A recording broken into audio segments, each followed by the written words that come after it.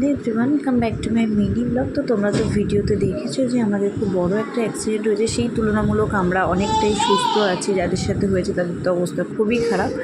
তো যাই হোক, আমার লেগেছে প্রচণ্ড বুকে, আর অর্জুনেরও তাই। তো আজকে আমরা ডাক্তার দেখাতে হবে। প্রথমে আমরা এখন চলে যাচ্ছি এক্স রে করতে, তারপরে ওখানেই শুনবো ভালো ডাক্তার আছে কি না।